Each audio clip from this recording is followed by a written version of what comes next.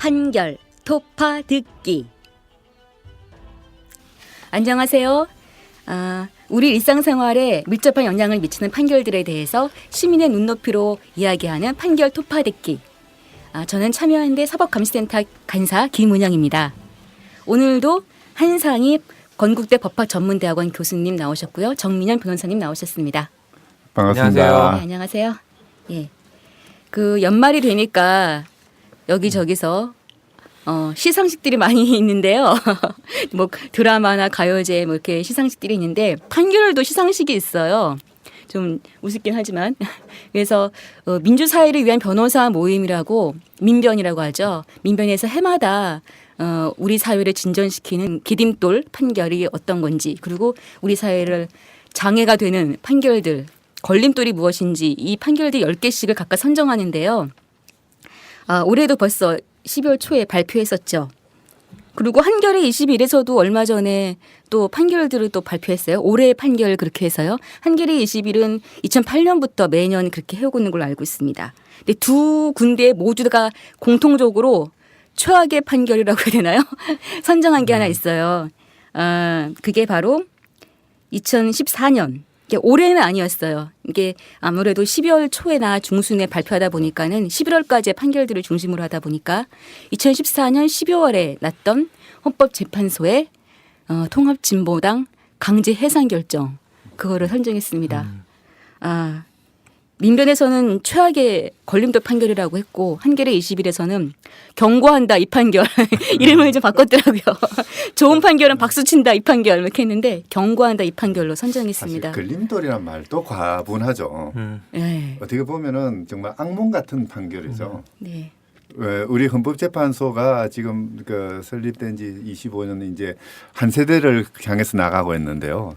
그 중에서 가장 나쁜 판결이라고 했던 것이 그러니까 그 관습헌법이 이야기했던 행정수도 이전 사건, 네. 그걸 위헌으로 했던 사건인데요.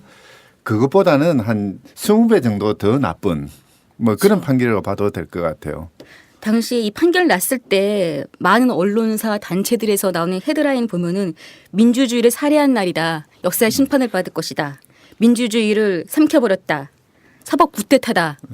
뭐 대한민국 정당 민주주의에 대한 사법 살인이다. 온갖 나쁜 말은 다 그냥. 뭐 근데 뭐 반대로 쓴 언론도 뭐 상당히 있었겠죠. 그랬나요? 네. 그건 제가 보지 못해서. 헌재가 뭐 이렇게 정의를 살렸다. 그렇군요. 종북의 고리를 그렇죠. 끊었다. 뭐 이런 식으로 쓴 언론들도 아마 그때는 뭐 많이 있었겠죠. 그렇군요. 네. 그런데 사실 뭐 어떤 사건이든 그 양면에서 다 바라볼 수는 네. 있잖아요. 네. 그런데 이제 그 근본의 부분에 대해서는 서로 일치를 해야 되는 게 있거든요. 네. 우리 사회가 민주사회라고 한다면은 이 민주주의가 터잡고 있는 어떤 다원성, 다양성 뭐 이런 부분에 대해서는 어느 정도의 공감대가 형성되어 있어야 되는 거죠. 특히 이제 민주주의의 그 가장 밑바닥에는 그 다른 생각, 다른 말에 대한 관용의 정신들이 있지 않습니까?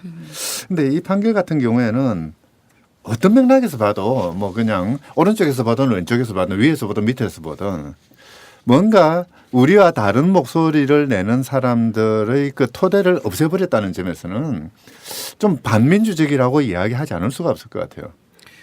그 저는 뭐 이 결정 있을 때 아무튼 개인적인 경험에 대해서 조금 말씀드릴 게 있는데 그 로스쿨에서 이제 헌법 배울 때 그 정당 해산 이거는 사실 제대로 안 하거든요. 앞으로 지금까지도 없었고 앞으로도 없을 거라고 당연히 생각을 하기 때문에 정당 해산 관련 부분은 그냥 대충 넘어가는 사실 그런 부분들이었던 것 같아요. 근데 참 묘하게도 제가 헌법 그 수업을 들었을 때 이제 기말고사에 뭐가 나올지가 이제 학생들한테는 제일 이제 중요한데 이 교수님이 덜컥 정당 해산 문제를 내신 거예요. 기말고사 문제로. 그때 2010년이었는데 왕정 복고를 꾀하는 정당이 있는데 이제 이거에 대해서 정당 해산 심판 청구를 하면 이거 어떻게 판단할 것인가 이런 문제가 나와서 학생들이 다 정말 도대체 앞으로도 없을 거고 지금까지도 없었던 이런 문제를 왜 내냐 이제 막 다 그렇게 상당히 이제 원성이 자자했었는데 불과 한 3, 4년 지나가지고 이게 실제로 현실로 아무튼 나타나서 야 참 그분이 참 성견지명이 있으셨던 분. 다들 그런 얘기했던 기억이 납니다. 저도 출제를 자주 했거든요. 아, 그 문제가요? 아. 왜 그러냐면은 80년대 후반 뭐 학생들이 이제 시위 많이 나오고 하면은 수업이 잘 안 되거든요. 네. 그러면 이제 중간고사쯤 되면은 출제할 게 없어요. 그러면은 뭐 그냥 자유민주 기본질서 개념이나 제대로 파악하고 있는 거 보자 싶어가지고 정당 해산 제도 뭐 방어적 민주주의 그걸 내면은 애들이 그냥 꼬박꼬박 쓰기는 하거든요. 점수 주려고 냈던 문제인데. 그러니까 점수 주려고 했던 거네요. 그러니까. 근데 그게 현실이 됐군요. 네. 그래서 참 이게 그리고 지금 12월이고 해서 이 판결 난 지도 1년 됐고 다시 한번 돌아보며 돌아보니까 화만 나는 지금. 아무튼 예. 사실 그 이 판결을 되돌이켜 봐야 되는 이유가 있습니다. 네. 이제 그 우리 참팟 녹음할 때 정태인 선생님이 항상 하시는 말씀이 먼저 통합진보당을 자르고 그 다음 단계가 이제 정교조 민주노총을 자르고 그러다 보면은 그 다음은 참여연대가 될 거다. 그러고 나서 우리 모두의 자유와 어떤 목소리들은 사라질 것이다. 뭐 이런 말씀을 하시는데요. 어떻게 보면은 지금 그 우리 정치라든지 사회가 좀 상당히 좀 경직된 사회 형태로 흘러가고 있지 않습니까? 이런 그 흐름의 단초를 제공하는 게 바로 이 사건이다. 우리나라 민주주의가 제대로 기능하지 못하게 만드는 어떻게 보면은 뭐 걸림돌을 넘어서 폭탄 하나 터뜨리는 것이다. 일종의 사법 테러죠. 네. 그런 그 맥락 속에서는 한번 짚고 넘어가야 될 사건이 아닌가 그쵸. 싶은 생각이 듭니다. 근데 이게 판결문이 엄청 길더구만요. 저도 이렇게 딱 읽다가 한참 읽다 보면 앞에 거 까먹고 그래요. 이게 무슨 책이 400페이지, 300 네. 몇십 페이지 358페이지인가 되죠? 348페이지인가. 아마 그 이 판결의 그 모델이 됐던 것이 1958년 그 독일 공산당 위원 네. 판결이지 않습니까? 그 판결이 또 길어요. 그러니까 그거 보고 뺏긴 것 같은 느낌이 근데 들어요. 그거는 아마 결정 나올 때까지 한 뭐 6, 7년 이상 걸렸다고. 그렇죠. 네. 근데 이번에는 아주 정말 속전속결로 네. 어, 그게 한국 결정해버린 사람들이 거죠. 뛰어난 거죠. 독일 사람보다는.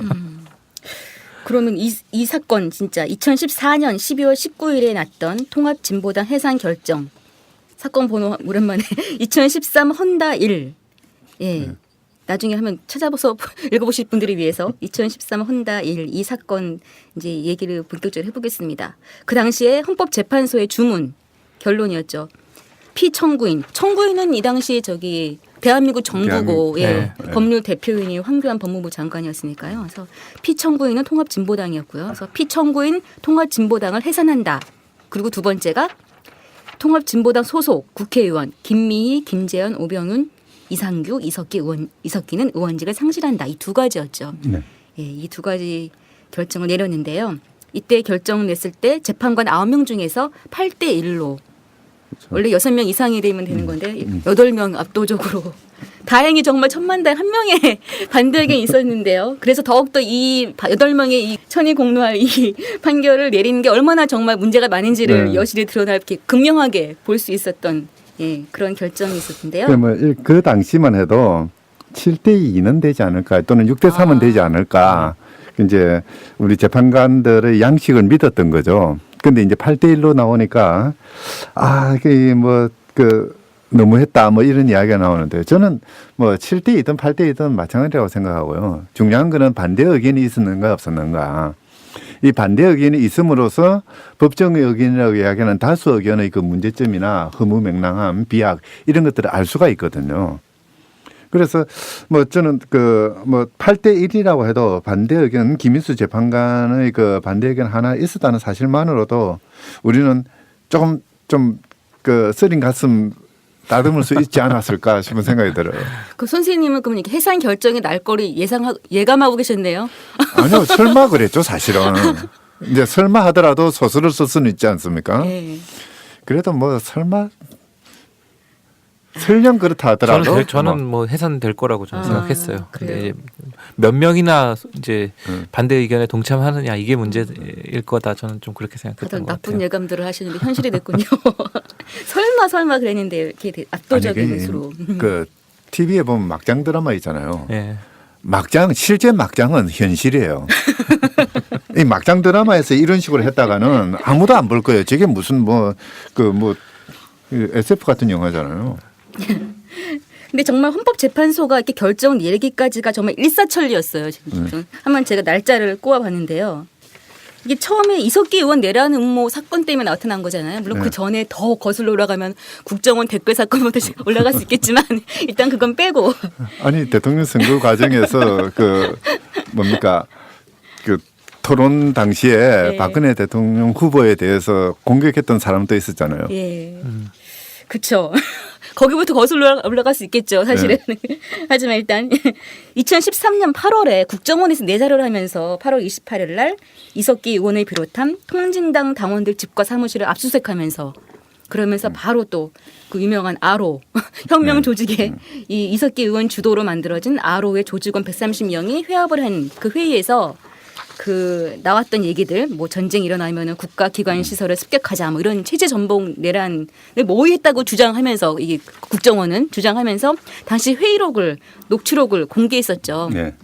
그래서 검찰로 넘어가면서 당시 수원지검 공안부 당시 수원지검 지검장이 김수남 지검장이셨고 이 공안부에서 바로 이제 수사하면서 내란 음모, 내란 선동 아까 정당 해산과 마찬가지로 이것도 잘 쓰지 않는 그쵸 형법이 잘 안 나오 있지만 별로 적용된 줄 알았던 예전에는 내란죄 많이 뭐 옛날에 많죠. 많았나요? 예, 그쵸. 예, 80년대 뭐 DJ도 내란죄로 뭐. 그쵸 네, DJ도 네. 그렇죠. 요즘 세대는 좀 아니니까 그래서 내란 선동, 내란 음모 적용을 해서 이렇게 그 이제 정말 했던 우리 것이고. 법률가 사회에서 일종의 복고풍이 부는가 봐요. 그렇죠. 캐캐묵은 거 끄집어내 가지고 뭐 그렇죠. 수도 안 하던 걸 해가지고 안 쓰던 조문들을 이제 창조적으로 뭔가 네. 활용을 해서 예. 그래서 8월 28일 날 그런 일이 있고 나서 9월 4일 날 국회 본회의에서 이석기 의원 체포 동의안 가결 처리됐고 구속이 됐어요. 그리고 바로 또 9월 26일 날 검찰에서도 구속 기소를 했죠. 이석기 의원을.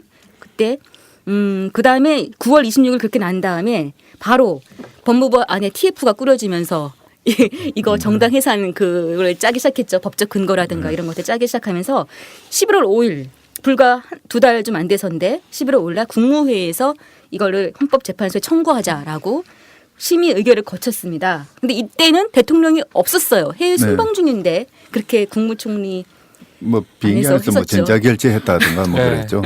그래 그렇게 했었고 그렇게 했는데 그러고 나서 이제 또 따로 이석기 의원에 대한 그 검찰 넘어갔으니까 재판은 진행 중이 있었고 2014년에 계속 1심, 2심 뭐 가고 있는 중이었는데 1심에서는 내란 선동, 내란 음모 다 유죄였지만 네. 2002심에서는 8월 달에 나온 2심에서는 내란 음모는 무죄였거든요. 네. 그래서 아직 확정 판결 받기 전인데 2014년 11월 헌법재판소가 최종 변론을 심판 청구 받은 거에 대해서 최종 변론을 하고 바로 한 달도 안 돼서 12월 19일 날 심판을 그러니까 결정을 해버린 거죠.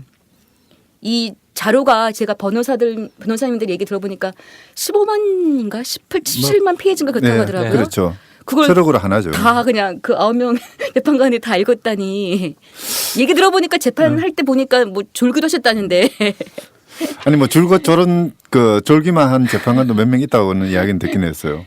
예, 그래서 그렇게 헌재 결정 났는데 그 후에 1월 20일 한 달 또 안 돼서 이 이석기 의원의 확정 판결이 났죠. 네.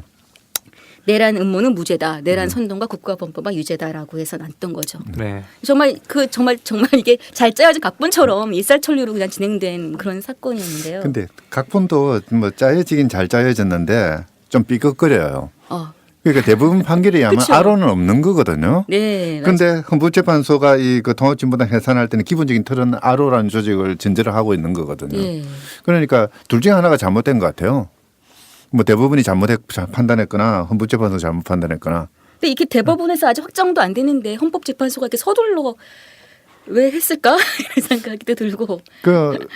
하여튼 그 당시의 그 제일 큰 미스터리였죠. 예.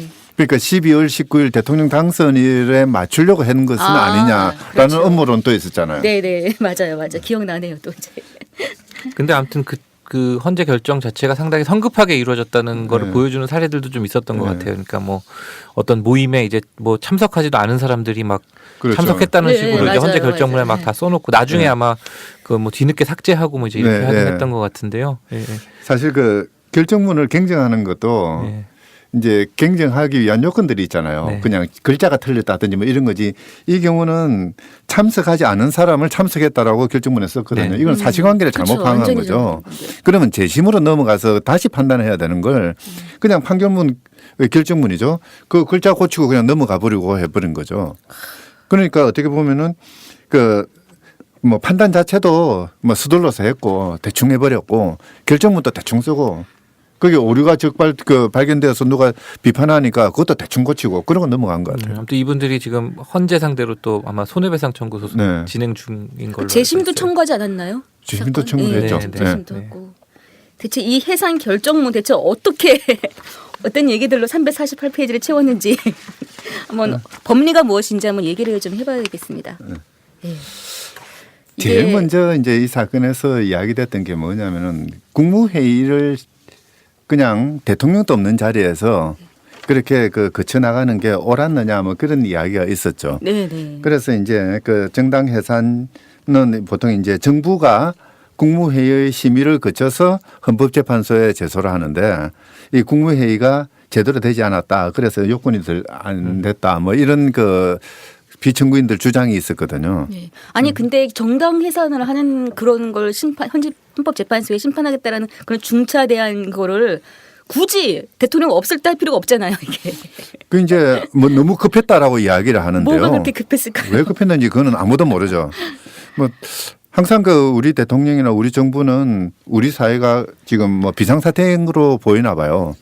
그러니까 뭐 테러 방지법 안 만들면은 나라가 망한다 뭐 이런 이야기를 하고 있으니까 어쨌든 뭐 당시에 그 이제 대통령이 외유 중이었고 외국에 나가 있었고 그리고 어떤 맥락에서 보더라도 그렇게 급하게 서두를 이유는 없었거든요. 이 국무회의라는 제도가 만들어진 것은 그냥 대통령이 생각을 좀 신중하게 하라라고 해서 만든 게 아닙니다. 국무회의라는 조직은 대통령의 결정권을 통제하고 견제하는 장치거든요. 일종의 권력 분립의 장치입니다. 아. 대통령이 잘못된 판단을 할까 봐 국민들이 모여서 이제 서로 토론을 하고 이 토론하는 가운데서 대통령이 자기 생각을 바꾸게 만드는 그런 절차거든요. 이제 알았네요. 맨날 레이저 쏘고 그런 뭐. 얘기만 듣다 보니까 혼내고. 예, 맨날 받아 적고 참 왜 받아 적는지 모르겠는데요. 하여튼 바로 이제 그런 그 국무회의의 존재 자체를 없애버린 거죠. 대통령이 그 우리 헌정사상 초유의 사건인 그 위헌정당 제소를 한다면은 당연히 많은 사람들이 이야기를 들어보고 자기 생각에 혹에 잘못됐는지 또는 뭐 이거 다른 방법이 있는지 고민도 하고 해야 되거든요. 그걸 공식적으로 하는 자리가 국무회의인데 이 국무회의 자리에 대통령은 없고 뭐 그냥 국무총리만 있고 그것도 그 미리 사전에 안건을 알리고 국무위원들이 고민할 수 있는 시간을 준 것도 아니고 긴급 현안으로 그냥 바로 상정을 해버린 사건이죠. 이제 이러다 보니까 제소하는 절차 자체도 그냥 임경변적으로 얼렁뚱땅 넘어가 버린 거죠. 뭐 그런데도 이제 헌법재판소는 형식적으로만 해석해서 뭐 어쨌든 국무회의에 올라갔고 어길이 됐고 그러니까 적법하다 이렇게 판단을 해버렸습니다. 헌법재판소가 이 국무회의의 그 권한이나 기능 자체를 지나치게 좀 좁혀놓았다. 이제 그러다 보니까 대통령 권한이 오히려 이제 무소불위로 그냥 확대되는 이런 상황이 벌어진 거죠. 또 중요한 게 여기서 말하는 게 제일 주요한 요지였죠. 통합진보당의 목적과 활동이 민주적 기본질서에 위배되느냐 안 되느냐 이거 문제였는데요. 그게 제일 중요하죠. 그러니까 예, 우리 헌법에서 참 그 목적과 활동이라는 거 사실 거기서 말하는 목적이라는 게 그냥 단순히 제기된 목적이 아니라 실제 추구하는 목적이어야 되거든요. 네. 그리고 이제 활동이라는 것도 적어도 정당을 해산하려면은 계획적으로 그리고 적극적으로 이루어지는 그런 활동이어야 되는데요. 헌법재판소는 일단 그러니까 통합진보당의 존재 목적이라는 거예요. 통합진보당이 추구하는 목적은 북한식 사회주의다. 그런데 이제 문제는 북한식 사회주의가 그럼 뭐냐라고 설명을 해야 될 건데 그쵸. 그건 또 설명을 하지 않아요. 그러니까 이제 북한은 무조건 나쁜 놈들이니까 북한식이라는 말만 붙으면은 그 어떤 사회주의도 이제 나쁜 것이 되고 그래서 그 목적을 추구한 것이 위헌이다라고 판단한 거거든요. 네. 좀 여기 또 진보적 민주주의라는 그 강령에 들어갔다는 것 때문에 또 이게 자주파가 쓰는 말이다. 이런 얘기도 좀 있었어요. 진보적 민주주의는 참 그래요. 지금 그러니까 새정치민주연합도 그러면 위원정당이 돼야 돼요. 왜 그러냐면은 문재인 그 당 대표입니까? 대표죠. 예. 자기가 그랬거든요. 자기는 진보적 민주주의를 실천하는데 내 정치적인 어떤 것을 다 바치겠다라고 이야기를 했어요. 그러면은 그 진보적 민주주의가 뭐 김일성이 떠들었던 그런 거라 그러면은 그 문재인 씨도 잡아넣어야죠. 아 근데 자주파가 이 강령에다 이 진보적 민주를 넣었다. 그러니까 자주파가 의해서 했다 이러니까 문재인 대표는 자주파는 아니니까. 진보적 민주주의라는 게 엄청나게 넓은 개념이거든요. 그렇죠. 이제 1948년도 10월 달에 이제 김일성 이제 뭐 어떤 평양에서 뭐 그 이제 강의를 하는 과정에서 그 이야기를 했다라고 이야기를 하는데요. 사실 뭐 역사가들 이야기로는 과연 그런 말이 있었는가도 알지 못한다. 다만 이제 그 김일성 어록 선집에 네. 이제 진보적 민주주의에 관한 그 강령록이 하나 들어가 있을 뿐이다. 뭐 이런 이야기를 하고 있거든요. 이 진보적 민주주의라는 거는 이제 1920년대 30년대 미국 사회, 미국 정치사를 지배했던 그런 하나의 중요한 정치 이념이죠. 그러니까 민주주의를 통해서 어떤 그 사무실을 향상하겠다는 그런 맥락에서 이제 나왔던 이야기고요. 누구든지 할 수 있는 이야기죠. 뭐 그쪽에서 뭐 이걸 넣었느냐 안 넣었느냐가 중요하지 않죠. 중요한 것은 뭐냐면 그 내용이 무엇이고 그것이 어떤 식의 지향점을 가지고 어떤 식으로 그 추구되었는가 이런 것들을 따져야 되는데 헌법재판소는 그런 부분에 대해서는 판단하지 않고 어쨌든 진보적 민주주의는 김일성이 이야기했던 진보적 민주주의와 글자가 같다. 그러니까 이건 나쁘다. 네. 뭐 이런 식으로 그 유출하고 있는 것 같아요. 그리고 또 이 통합진보당의 주도 세력이었다라고 이석기 의원이라 하는데 사실은 그러면 그 몇몇만 이석기 의원을 비롯한 몇몇만 하면 되는데 전체 당원들이 모두 다 그런 생각 갖고 있는 것이 아닐 텐데도 그걸 등치시킨 거죠. 이석기 의원과 그 당의 전체를. 그 통합진보당 당원이 한 10만 명이 넘었죠. 그 이제 정식으로 가입해가지고 활동하고 있는 당원이 10만 명이 넘었는데요. 제가 이 결정문에서 그 주도 세력이라는 사람들을 한번 세봤습니다. 세보니까 40명인가 그래요. 40명 전에요. 40명. 네. 아. 그러면은 10만 명 중에서 40명이 움직였는데 그 40명의 활동으로 위원 정당이다. 이 통합진보당의 그 의사결정 과정은 그러니까 이 진성당원들이 적극적으로 참여하는 구조거든요. 계속 네. 투표하고 뭐 그런 구조인데요. 그런 그 당원들의 활동이라든지 구조는 그 제어두고 한 40명 정도의 사람들이 했던 활동 그것도 옛날에 국가보안법으로 체포되기 전에 했던 이제 교도소 갔다 오기 전에 했던 그런 활동들을 끄집어내어서 이 사람은 옛날에 이렇게 했으니까 이 사람들이 그 뭐 조금 비딱한 생각을 가지고 있고 그래서 진보당은 위헌이다 이렇게 판단한 거죠. 더더군다나 어떤 사람은 그러니까 과거에 어떤 그 진보적인 주장을 했다가 나중에 그 주장을 철회했어요. 아. 그런데도 너는 옛날에 그렇게 주장했으니까 지금도 그렇게 생각하고 있을 것이다. 라고 참고인한테 질문해가 참고인이 글을 끕니다라고 대답을 했어요. 그 완전히 이거는 뭐 관심술이라 그럽니까 뭐라 그럽니까 그 옛날에 궁예가 했던 관심법이죠. 하여튼, 네. 하여튼 뭐 그런 식으로 개인의 생각까지도 유출을 해가지고 그래가지고 구성한 게 이제 주도 세력론이죠.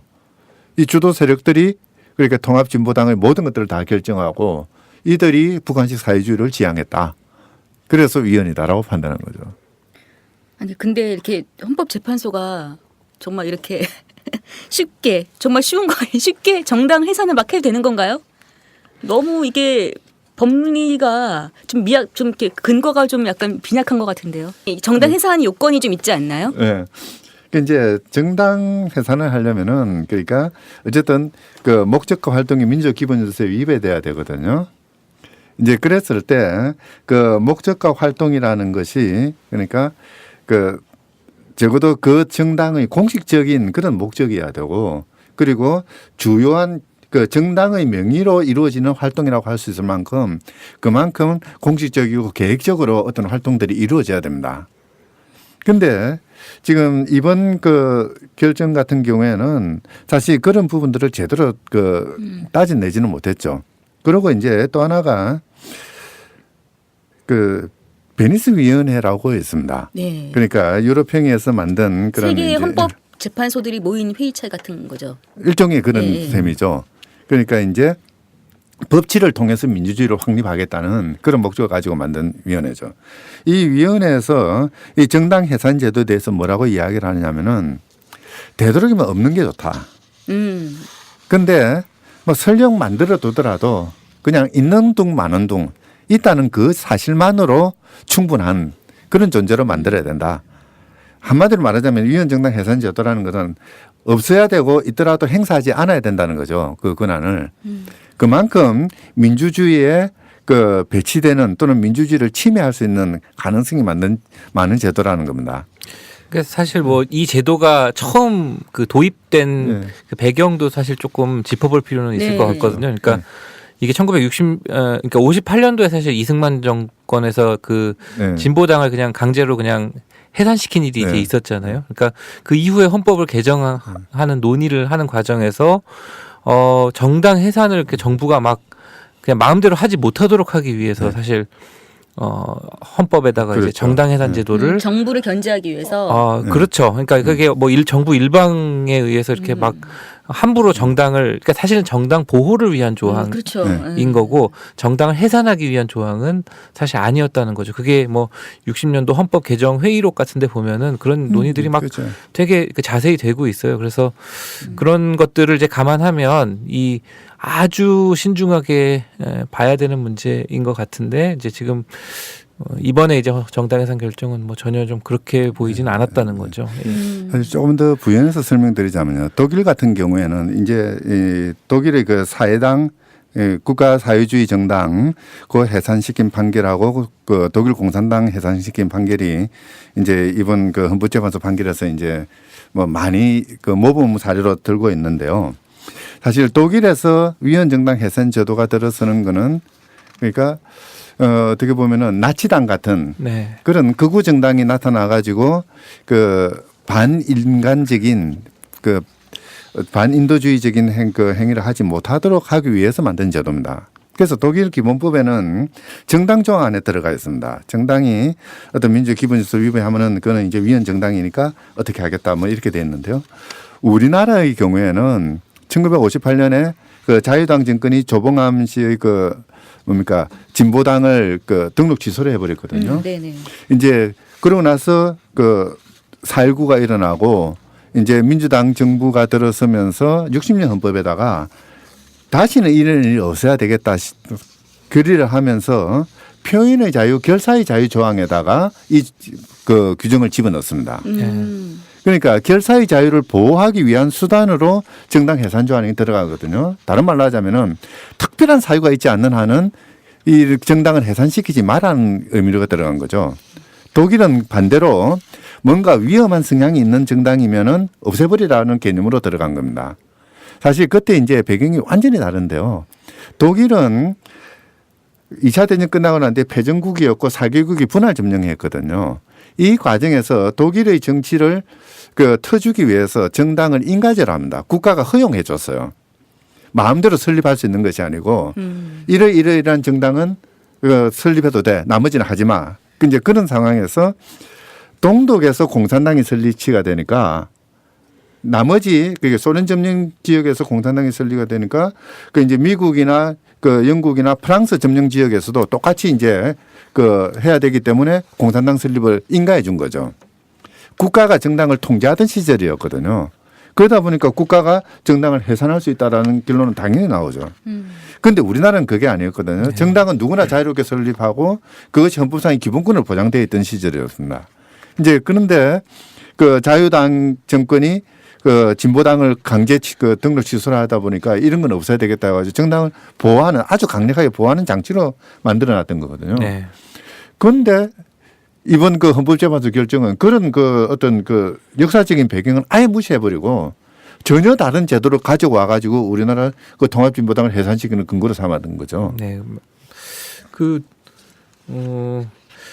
결정문 뭐 이번 헌재 결정문도 그렇고 이렇게 늘 이제 문제가 되는 판결들을 보면 꼭 그 등장하는 표현 중에 하나가 우리나라가 처한 특수성이라는 것 같아요. 그러니까 남북이 분단되어 있는 이제 현실에서는 이런 문제들에 대해서 다른 그 인권 선진국들과는 같은 기준으로 우리가 이걸 볼 수 없다라는 계속 이제 그런 그 환기를 계속 하거든요. 그래서 그 부분에 대해서도 조금 짚어봐야 될 것 같다는 생각이. 참 그 북한이 없었으면은 어땠을까? 어떻게 보면 서로 공생관계 비슷한 것 같기도 해요. 일종의 그거죠. 그러니까 뭐 법률 용어는 불로증 사실이라고 그러는데요. 다툼이 없는 사실로서 이제 북한의 존재 그리고 북한이라는 것은 일종의 그 반국가 단체로 호시탐탐 남침을 노리고 있는 나쁜 그 늑대 같은 뿔 달린 존재다. 이제 이런 식의 이야기를 하는데요. 문제는 북한이 설령 그렇다 하더라도 그 북한의 어떤 그 호전적인 또는 그 폭력적인 성격과 통합진보당의 활동 또는 목적이 어떻게 연결되어 있는가 이런 것들은 면밀하게 검토를 해서 입증을 해야 되거든요. 그런데 헌법재판소는 그 부분에 대해서 판단을 하지 않았어요. 뭐 북한은 반국가 단체다.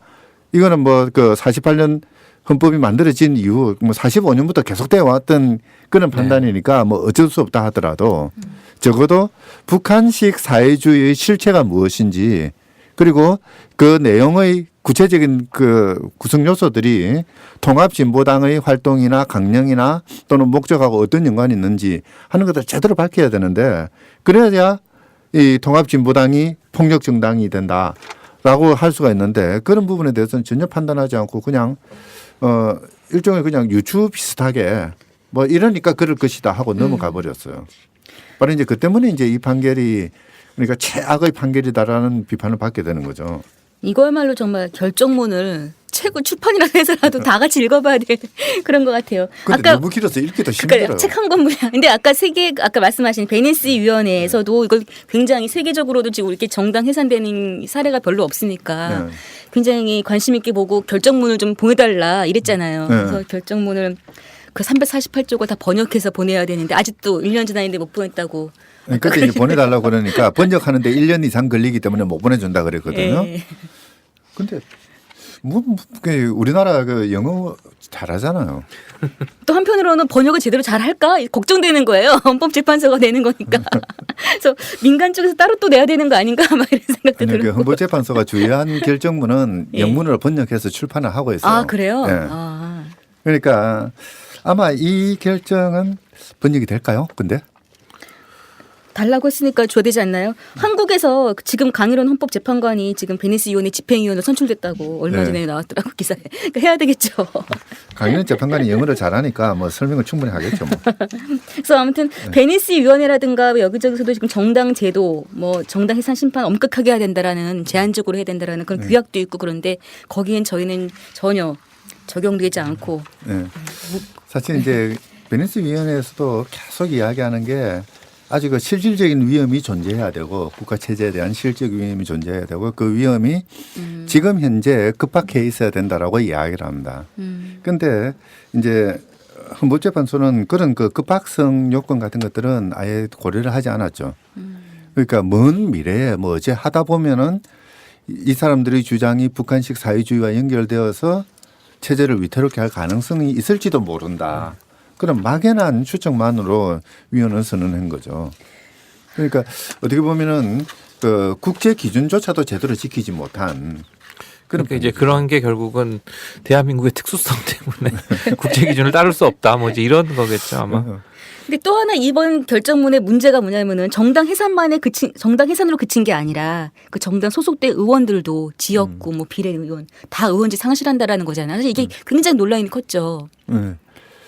뭐 얼마 전에 또 그 전주지방법원에서는 또 아니다라고 판단하고 그것도 그렇죠. 또 대부분 그 법원 행정처에서는 그 지방법원이 아니다라고 판결이 아주 좋은 판결이라고 판사 교육 자료로도 쓰자 뭐 이런 이야기도 하고 참 계속 코미디 같은 일이 벌어지는데요.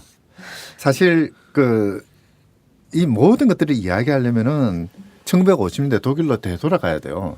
항상 출발점은 거기니까요. 그 당시에 이제 독일 공산당이 위헌선언 받았던 거는 두 가지 활동 때문입니다. 그러니까 독일이 그때 4개국으로 분할 점령되어 있던 상태거든요. 이 상태에서 이제 독일 공산당은 장기 목적으로는 프롤레타리아 혁명을 바탕을 둔 그 막스 레닌주의를 추구한다라고 했습니다. 근데 사실 그거는 이제 표방하고 있는 뭐 그냥 말로만 하는 거고요. 실제 활동이나 단기 목적은 뭐냐면은 독일 재통일. 독일은 다시 통일돼야 된다. 첫째 하나고요. 두 번째가 뭐냐면은 나토를 중심으로 형성되는 그 독일 재무장.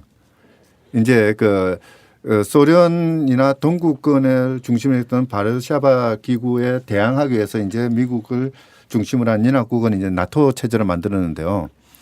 이제 이 독일 공산당은 그걸 반대라는 거죠. 그렇게 하면은 분단이 영구화되기 때문에 그리고 평화가 해지기 때문에 독일은 그러니까 그런 나토 체제에 반대한다. 그런데 이제 미국 입장에서는 이 서구 지역의 서유럽 지역에 가장 강력한 군사력과 잠재력을 가지고 있는 나라는 독일이라고 봤던 거예요. 사실 그렇잖아요. 진적을 엄청나게 잘했잖아요. 물론 지긴 했지만은. 그래서 독일의 그 군사적 잠재력을 이용하고 싶었어요. 이제 그러다 보니까 독일 재무장이라는 게 이 나토 체제 형성의 가장 핵심적인 추진 요소가 됩니다. 이제 이러다 보니까 독일 공산당의 재무장 반대 운동하고 바로 충돌했던 거죠. 당시 이제 아데나우 정권이었는데요. 냉전 체제를 형성하는데 가장 중심적인 역할을 했던 것이 아데나우 우파 정부였거든요. 네. 바로 이제 이런 아데나우 우파 정부 입장에서는 독일 공산당이 상당히 큰 걸림돌이 됐던 거죠.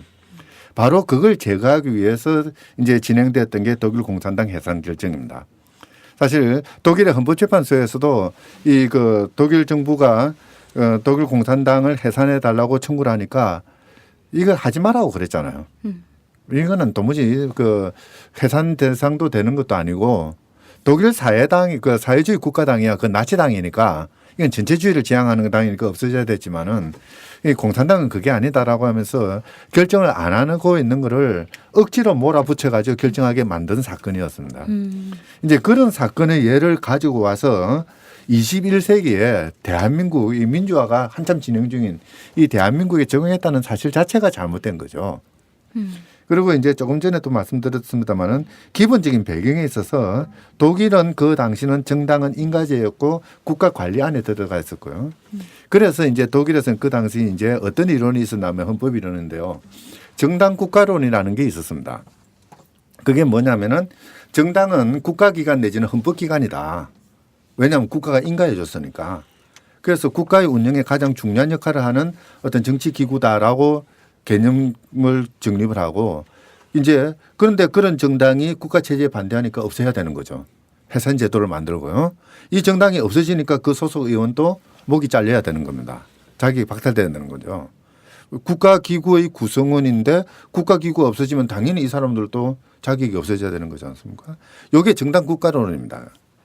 바로 이제 그렇게 해서 국가 사회주의 정당이 해산될 때 소속 의원들을 잘라버렸어요. 이제 공산당 때는 이제 의원이 없어가지고 그거는 자를 필요도 없었지만요. 그런데 우리 헌법재판소는 바로 그렇게 캐캐묵은 이론이죠. 이 정당 국가론이라는 게 독일에서 이제 50년대, 60년대 지배를 하다가 60년대 후반, 70년대 넘어오면서는 폐기가 되고요. 정당은 정치적인 매개체다, 사적인 결사다 해가지고 국가기관의 지위를 없애버렸어요. 그러니까 개인이 모인 그냥 사적인 모임에 불과하다고 보는 게 기본적인 입장이거든요. 그게 지금 우리나라 모든 헌법 교과서에 적혀 있는 내용입니다. 이제 완전히 성격이 달라졌음에도 불구하고 헌법재판소는 그걸 몰랐던 거예요. 아니 헌법을 한다는 사람들이 왜 이런 단순한 사실 하나도 제대로 파악을 못하고 결정했는지 저는 도무지 이해를 못하겠는데요. 어쨌든 완전히 정당의 성격 자체가 달라지고 정당 국가론이 포기되어 있는 이런 상황에서 헌법재판소는 통합진보당을 해산 결정을 하면서 과거 독일 국가 사회주의 정당 해산 결정에 있었던 것과 똑같은 식으로 그 소속 의원 5명의 지위를 박탈해 버렸죠. 이제 그러다 보니까 중앙선관위는 또 거기에 또 등달아 가지고 얼씨구나 하고 지방의 의원들도 다 잘라버렸어요. 네. 이제 이런 상황이 벌어지니까 그 전주지방법원 판결 같이 이거는 말도 안 된다는 그런 결정 그 판단이 나올 수 있는 거죠. 그렇지. 아직 1심 판결이긴 한데 이분은 그래서 전북 도의원이신데 1심 판결로 도의회에 복귀했다라고 이렇게 나오더라고요. 근데 이렇게 그 판결도요. 아주 재밌는 게 그 이제 5명의 그 국회의원들이 그 자격 그 박탈당한 국회의원들이 서울행정법원에 그 이제 국가를 상대로 해서 국회의원직 내가 국회의원인지 아닌지 확인해 달라는 소송을 제기했습니다. 그렇기 때문에 이제 서울 그 행정법원에서는 헌법재판소가 내린 판단을 어떻게 법원이 판단하겠느냐. 그래서 못한다. 이런 판단 못하겠다고 각하를 해버렸거든요. 그런데 그러고 나서 뭐 한 달도 안 돼가지고 전주지방법원에서 지방의원 자른 것은 잘못된 것이다. 지방의원은 자격이 유지돼야 된다라고 판결해버렸으니까 자기들끼리도 지금 말이 안 맞는 셈이 되어버렸어요. 김재현 의원은 보니까 또 네. 이번에 의정부에서 그 출마를 한다고 뭐 네, 선언을 지금 했더라고요. 지금 김민희 의원도 출마한다는 이야기. 네, 뭐 그런 거에 대해서 이제 또 뭐 어떤 또 이제 이상규 의원은 지금 이제 그 파이프 연결하는 대광봉 하고 있죠. 대광봉으로 네, 이제 네. 뭐 그렇게 하고 있고요. 네. 근데 이렇게 헌법재판소가 이런 결정을 내리는 건 다 헌법재판관들인데 아까 역사의 심판을 받을 결정이라고 어떤 분이 그러셨다는데 대체 누가 결정 내렸는지 우리 보통 헌법재판소 이렇게 말하니까 사실 사람들이 결정 내리는 건데 헌법재판관들의 이름을 한번 다시 한번 기억하는 일차는 의미에서 저희는 김희수 재판관들은 다들 잘 많이 얘기가 돼서 다 아시잖아요. 근데 이제 그렇지 않은 박한철 소장 2013년에 제가 참여도 한참 반대했던 헌법재판소장이었던 것 같은데 박한철 헌법재판소장이 있고 이정미, 이진성, 김창종, 안창호, 강일원, 서기석, 조용호 이렇게 8분인데요. 지금 이분들 다 지금도 똑같이 네. 하고 있어요. 임기가 안 바뀐 중이죠. 상태에서. 예. 네. 이정미 재판관이 주심이었고. 네. 그 당시에 그렇죠.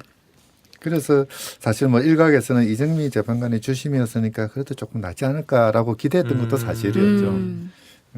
이게 기본권, 인권의 최후의 보루가 헌법재판소인데 이렇게 결정을 내리면은 정말 사법에 대한 불신도 엄청나게 되고 진짜. 근데 이런 재판관들을 뽑는 절차라든가 이런 것도 좀 관심 가질 필요가 있는 것 같아요. 그러니까 이게 지금 재판관이 9명인데 9명 중에 이제 3명은 대통령, 3명은 국회에서 3명은 대법원장 이렇게 이제 하고 있잖아요. 근데 선출을 하나요? 아니 저기 이렇게 저 인사청문회는 거쳐야 되는데 임명을 하는 거죠. 네, 네, 임명을 하는 건데 그 몫으로 국회 목 네, 대법원장 근데 국회는 몫으로 이제 거죠? 여 하나, 야 하나, 여야 합의로 하나 이런 식으로 하거든요. 그러면은 이게 사실은 대법원장이 한다고 하지만 대법원장은 대통령이 임명하기 그렇죠. 때문에 대법원장이 임명하는 헌법재판관들 역시 사실은 대통령의 의중을 거스르기 어려운 거죠. 그러니까 이게 아주 정치적인 그 영향을 많이 받을 수밖에 없는 구조로 돼 있는 문제가 좀 있는 것 같아요. 한번 봐보세요. 9명 중에서 어떤 법률이나 어떤 것을 위헌으로 판단하려면 6명 이상 찬성이 있어야 되거든요. 그런데 대통령이 3명을 하고요. 그다음에 대통령이 임명하는 대법원장이 3명을 지명을 합니다. 그럼 총 6명이죠. 네. 거기다 국회에서 이제 3명인데요. 여당 하나, 야당 하나, 합의 하나. 네. 그러면은 거기 또 여당 몫이 한 사람이 있지 않습니까? 그러면은 대통령은 총 7명을 확보를 합니다. 그러니까 어떤 의미에서는 대통령의 의지를 벗어나서 어떠한 법률이나 뭐 어떠한 판단을 위헌이라고 할 수 있는 가능성은 없는 셈이 돼 버리죠. 이게 이제 3개의 기관에 3명씩 나눠주는 333으로 가는 게 겉으로 보기에는 참 좋아 보이는 제도 그렇죠. 같지만 권력 분립처럼 보이네요. 실제 이제 우리나라처럼 국회가 또는 그 여당이 대통령의 의지에 종속돼 있는 이런 상황에서는 거기다가 대법원장까지 대통령이 임명하고 있는 이런 체제에서는 사실 그 333이라는 게 크게 잘못된 제도라고 볼 수도 있는 거죠. 그 한상희 교수님 어떻게 생각하실지 잘 모르겠는데 저는 조금 또 한 가지 좀 이것도 좀 문제 아닌가 싶은 건 헌재 재판관이 되려면은 변호사 자격을 갖추고 법조 경력 뭐 15년 이상 40세 이상 뭐 이런 조건이 있거든요. 저는 그걸 9명 모두에게 꼭 그 고집할 필요가 그렇죠. 있는가 지금 이런 생각이 좀 모두군요. 들어요. 예. 그러니까 9명 중에 예를 들면 한 2명이라도 법률가가 아닌 그렇죠. 뭐 40세보다 젊을 수도 저는 있다고 생각하는데 그런 분들이 좀 들어가야 헌재 결정 자체가 과정 자체도 조금 이 너무 이제 아주 이 법률가들의 그 도구화에서 조금 자유롭게 판단을 할 수 있는 여지가 생기지 않을까 뭐 이런 생각도 좀 들어요. 보통 이제 법원이나 헌법재판소 같은 경우에는 대의제를 강화하는 제도라고 이야기를 하거든요. 보통 이제 국회의원을 통해서 이제 그 대표가 이루어지는데요. 이 국회의원이 모든 부분들을 다 대표하지 못하잖아요. 네. 거기는 다수결이 지배하는 체제거든요. 이러다 보니까 자기의 대표자를 찾지 못하는 소수자들이 자기 목소리를 낼 수 있는 곳이 법원이나 헌법재판소입니다. 그렇다면은 이 법원이나 헌법재판소도 어느 정도의 그 대의성, 대표성을 갖출 필요는 있는 거죠. 근데 이제 우리 제도는 지금 너무 경직되게 무조건 변호사 자격이 있어야 되고 또 그 법률가 경력이 뭐 15년, 20년 뭐 그렇게 있어야 되고 이제 그러다 보니까 그 생각이 그 사고가 한 방향으로 고착된 사람들만 그 재판관으로 갈 가능성이 많은 거죠. 뭐 대법원도 마찬가지고요. 예. 좀 그런 건 고쳐야 되지 않을까 싶은 생각이 듭니다. 이 사건, 이 판결이 얼마나 엉터리냐면요. 주도 세력 40명, 30명, 40명이 망쳐가지고 통합진보당을 해산돼야 된다고 그랬거든요. 원래 이제 위헌 정당으로 해산된 정당은 똑같은 정당을 다시 만들지는 못합니다. 그걸 대체 정당이라고 그러는데요. 만약에 그 이제 통합진보당 당원들이 그 10만 당원들이 그 주도 세력으로 지목됐던 사람들 30명을 빼고 자기들끼리만 똑같은 정당을 만들면은 그러면 이 정당은 대체 정당입니까 아닙니까? 대체 정당이라고 판단할 것 같은데 제 생각에 그래도. 아니 근데 사실 그 나쁜 짓 한 거는 소위 네. 말하는 나쁜 짓 한 사람들은 이 40명뿐이거든요. 그럼 그 사람만 빼면은 이 정당은 괜찮아요. 그렇죠. 왜 그러냐면요. 이 통합진보당이 드러내놓고 북한식 사회주의를 지향했다고 하질 않았습니다. 숨은 목적이라고 네, 그랬거든요. 맞아요. 숨은 그리고 이 목적으로 숨은 나왔어요. 목적은 누가 하고 있었냐면 이 40명이 했던 거예요. 나머지 뭐 99,960명은 네. 숨은 목적이 없었어요. 그렇다면 이 깨끗한 사람들이 모여가지고 통합진보당을 만들면 대체 정당 아닐 거예요. 아니, 그렇다고 만들어라는 이야기는 아닙니다. 아무튼 아까도 앞에 처음에 나오긴 했는데 지금 이 이석기 의원 사건부터 시작해서 이 사건을 그 내란 선동 내란 음모죄로 구속 기소했던 그 김순환 지검장은 그 후에 바로 또 서울지검장 되고 대검 차장 되고 지금 검찰총장이 되고 승승장구하게 됐죠. 아니 이게- 거기다가 뭐 일생일대의 과업이었다라고 그러니까. 이야기했던 법무부 장관은 지금 이제 국무총리가 됐고요. 예. 그래서 그 당시 진짜 공안 정국의 정말 신호탄이 굉장히 큰 신호탄 이러면서 지금까지 계속 이어져 오고 있는 것 같습니다. 사실 그 이 판결 나고 뭐 그 점에서죠. 그러니까 그 전교조 이 전교조에 대해서 법인노조 선언도 같이 그 비슷한 네. 시기에 진행이 됐었고요. 그리고 이제 아마 충성 경쟁이라고 보여지는데요. 민주노총에 대한 대대적인 탄압도 지금 이루어지고 있지 않습니까? 그 한상균 위원장 지금 구속돼 있고요. 그 민주노총이 주도했던 그 11월 14일 그 민중총궐기 같은 경우에는 소요제를 적용을 할 정도. 뭐 아주 뭐 그 캐캐 묵은 칼이라고 이야기하는데 이거는 캐캐 묵은 칼도 아니고 녹이스르가 다 부서진 칼이거든요. 그걸로 통합진보당을 자르니까 경찰도 배웠나 봐요. 아주 캐캐 묵은 그런 그 소유죄라는 걸 들고 와가지고 민주노총을 또 억압하려고 하는 또 이런 양상도 벌어지고 있는 거죠.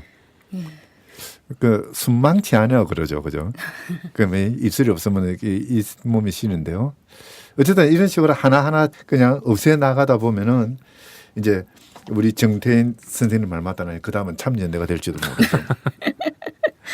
그러니까 아무튼 이 문제에 관해서는 사실은 통합진보당이 뭐 추구하던 그런 노선에 동의하지 않는 사람 많은 사람들조차도 사실 그렇죠. 이 정부의 이 시도와 헌재의 결정과 이런 것들이 상당히 문제가 있다라는 데는 사실 입장들을 같이 했잖아요. 이게 그거는 결국은 이게 단순히 이제 통합진보당만의 문제가 아니라 이 예를 들면 정치적 반대 세력을 탄압하기 위한 수단으로 이게 쓰여지는 것에 대한 좀 우려였던 것 같습니다. 예. 네.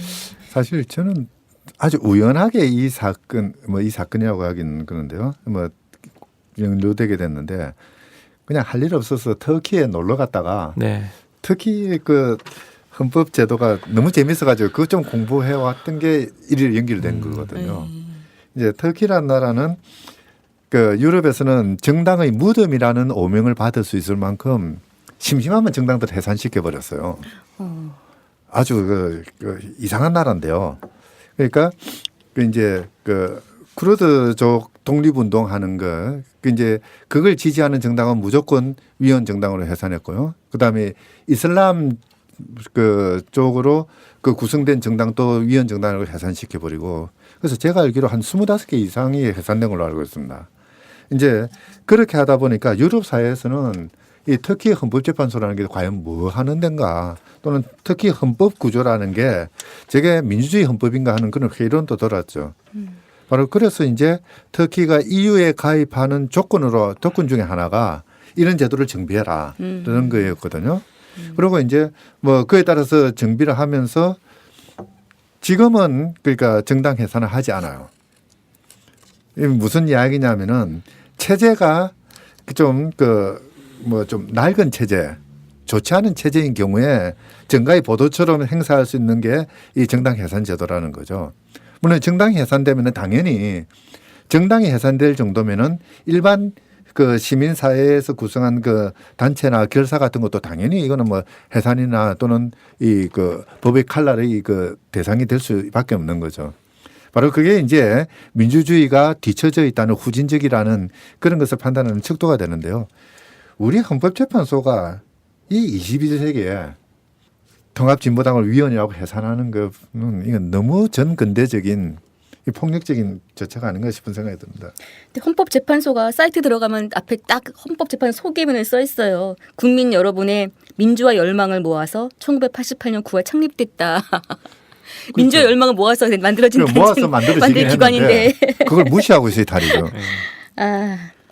예, 어쨌든 이 판 결정으로 인해서 기본권 보장의 최후 보루라는 헌법재판소의 이 헌법 위상이 완전히 추락했던 그런 정말 역사가 심판할 만한 결정문인데요. 오늘 이 헌법재판소의 이 정당 강제 통합진보당 강제 해산 결정으로 저희가 이 판결 비평을 해봤습니다. 사실은 상권 분립돼 있으면서 참여연대가 뭐 행정부, 국회 다 견제 감시를 하는데 사법부가 좀 취약했거든요. 참여연대뿐 아니라 모든 시민이 사실 가깝게 접근하고 보기가 참 힘든 게 사법부잖아요. 이 사법에 대해서 좀 조금이라도 시민들이 참여할 수 있는 방법, 좀 관심 갖게 하는 방법의 일환으로 제가 판결 비평도 해보고 판결문 읽기 모임도 해보고 이렇게 판결 토파 듣기도 하고 그랬는데요. 이렇게 하면 좀 사법부가 좀 공개되고 좀 이렇게 좀 다양해지면서 민주화되고 이래질까요? 우리 정 변호사님이 답을 해야 되겠네요. 아무튼 전 개인적으로 굉장히 좋은 경험이었던 것 같고요. 네. 그러니까 판결문이라는 것에 대한 불신이라는 게 참 많은 사람들한테 좀 있었다는 생각이 뭐 그전에도 있었지만 이번에 또 다시 좀 이렇게 확인하게 되는 과정이었던 것 같고, 자꾸 이렇게 판결에 대해서 얘기를 하고 이게 과연 뭐 보통 사람들 입장에서 납득할 만한 것인지에 대해서 자꾸 얘기를 하는 게 있어야 사법부도 좀 국민의 눈높이에서 이제 판결을 하려고 자꾸 이렇게 하지 않을까, 뭐 그런 생각이 들고 앞으로도 좀 뭐 이런 기획들이 좀 계속되면 좋겠다 이런 생각이 듭니다. 예. 네. 그런 게 있죠. 아마 법관들은 또 재판관도 마찬가지고 자기 판결문을 시민들이 읽을 거라고 생각도 못했을 겁니다. 그냥 당사자들이나 그쵸. 또는 뭐 관련된 변호사님들이나 보고 뭐 그러고 말겠지. 그런데 시민사회에서 이 판결문을 읽으면서 여기는 오자가 있네, 여기는 문법이 안 맞네, 이런 거라도 지적을 한다는 거는 판사님들 입장에서는 상당히 큰 아픔일 것 같거든요. 네. 더더욱 나아가서 이제 사실관계가 이렇게 왜 이렇게 돼? 또는 법이 이렇게 적용되면 이게 맞아? 라고 의문을 제기하는 순간 법관들은 자기 사건을 다시 한번 생각하게 될 겁니다. 저는 뭐 그런 점에서 우리가 이렇게 서로 모여서 판결문을 읽어보기도 하고 뭐 이 팟캐스트도 한번 만들어 보기도 하고 하는 것들은 어떻게 보면은 이 사법이라는 것 또는 사법작용이라는 것을 우리 것으로 가져오는 그런 줄다리기의 한 축은 되지는 않을까 싶은 생각이 듭니다. 참 네. 재밌었습니다. 네. 예, 판결문이란 걸 한 번도 이렇게 접해보지 않으신 어떤 시민분들 이런 말씀하시더라고요. 법관들 그러면 굉장히 우리와는 다른 딴 세상 사람인 줄 알았다. 그 판결문도 다른 나라 언어인 줄 알았다. 보니까 다 한글이고 판사들도 다 한계간의 인간이었구나. 판결문을 보니 이런 말씀도 하시고 어떤 권위 있는 막 그런 사람들이 아니라 결국 우리랑 같은 한계 있는 인간이었다. 그런 사람들의 판단에 불과했다라는 말씀들을 하시는 분들 계셨어요. 그리고 삶 속에 좀 약간 법이 좀 이제 좀 약간 친근하게 다가오고 이런 것도 좀 이렇게 관심 갖게 되고 이러신 분들이 많았던 것 같은데요. 그 이제 판결문 읽기 하면서 이제 시민들이 판결문을 직접 읽을 때 보면은 좀 어려운 부분이 있으면 항상 읽을 때 좀 주저하게 되거든요. 네. 근데 몇 번 해보다 보면은 참 쉽게 읽어요. 네, 맞아요. 예, 멈추지 않고 주저하지 않고 예, 뭐냐면은 이 판결문을 우리 시민들이 읽고 해석하고 판단할 수 있는 능력이 충분히 이제 갖춰져 있다는 거죠. 네, 네.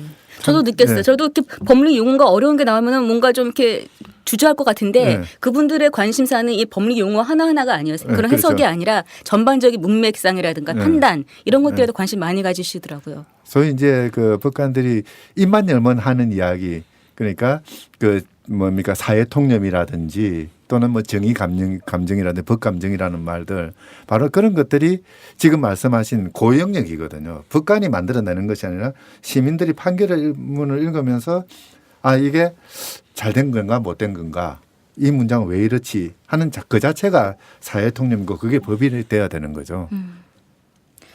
그동안은 진짜 법률가들의 전유물이었다 이런 말들 전유물이라는 말을 많이 썼는데요.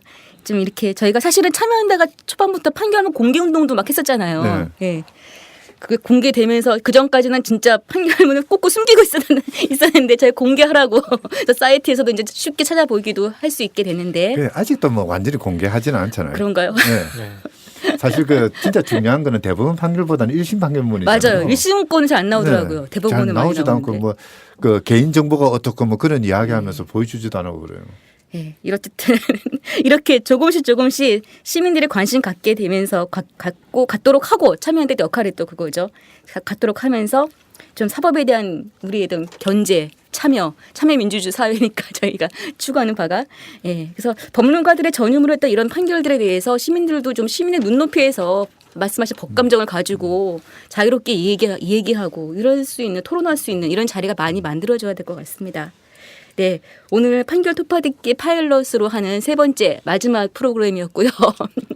오늘도 연말인데 뒤숭숭하게 진짜 최악의 판결을 가지고 얘기를 했습니다. 내년에는 또 무수한 판결들이 나올 텐데 더 좋은 판결들, 최고의 판결들을 가지고 좀 얘기할 수 있는 그런 시간 가졌으면 좋겠습니다. 예, 두 분 너무 감사했습니다. 감사합니다. 감사합니다. 참여연대가 진행했던 판결문 읽기 모임에 참석한 시민들의 이야기를 들려드리겠습니다. 우리가 살면서 법에 대해서 얼마나 알면서 지내겠느냐라는 생각이 딱 들더라고요. 그래서 한번 어떤 식으로 법을 다루나라는 걸 궁금해서 참여를 하게 됐어요. 이게 사실 재미있다라고 말하기는 좀 어려운 주제이긴 한데 저는 일단 새로운 지식을 알게 되는 것 자체를 되게 흥미를 많이 느끼거든요. 근데 사실 판결문 읽기가 되게 어려워요. 그러니까 이해가 안 되더라고요. 문장이 너무 길고 막. 그런데 이게 서로 낭독을 하면서 이런 것에 대해서는 어떻게 생각하냐도 바로바로 여쭤볼 수도 있고 서로 다른 참여자분들의 생각도 같이 들을 수 있다 보니까 제 이해도도 좀 상승시킬 수 있고 저도 판결문이란 무엇인가 알게 된 것 같아요. 제가 이때까지 살아보니까 뭐 정치, 경제, 사회, 문화 뭐 여러 분야에서 바로잡아야 할 일이 굉장히 많아요. 그래서 내가 이거를 판결문을 좀 정독을 하고 공부를 해가지고 작은 힘이나마 좀 보탬이 돼서 이 사회를 좀 바로잡는데 미약한 힘이나마 좀 되어볼까 싶어가지고 그런 취지로 제가 항상 요즘 좀 죄다 내는데 왔습니다. 이렇게 판결문이 좀 약간 모르고 넘어가면 좀 큰일 날 것 같다는 생각이 들었던 게 진짜 실제 생활이랑 너무 다른 부분이 많아가지고 되게 많은 사람들이 좀 읽었으면 좋겠다 그런 생각이 많이 들었어요. 원자력 발전소 그거 관련이었는데 그 판결이 되게 정상적인 판결이라고 하셨는데 그 판결 자체 제가 봤을 때는 그것도 되게 비정상적인 판결이었어서 그게 좀 충격이 많이 받았던 것 같아요. 좋아요. 재밌어요. 네. 그러니까 어떤 학문적으로 하는 것이 아니라 그 생활 속에 있는 이런 거 신문 같은 거 볼 때 미처 바라보지 못했던 어떤 그 관점. 그러니까 이게 의외로 이 판결문이 말장난 같기도 한데도 나름대로 이게 읽고 있으면 그 넘어가요. 그 논리에 휩쓸리게 돼요. 그래서 자꾸 분석적으로 보다 보니까 그 나름대로 참 재밌더라고요.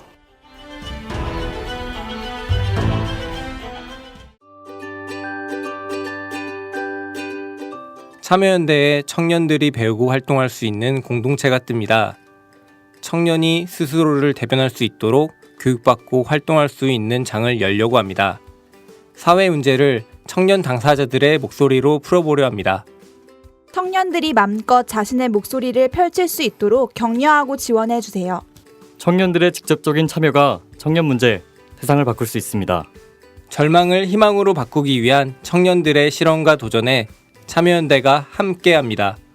청년의 삶을 바꾸기 위해 나서는 청년참여연대의 회원이 되어주세요. 가입 문의는 참여연대 시민참여팀 02-723-4251입니다. 참여연대는 정부 지원금을 받지 않고 시민의 회비로 운영되는 시민단체입니다.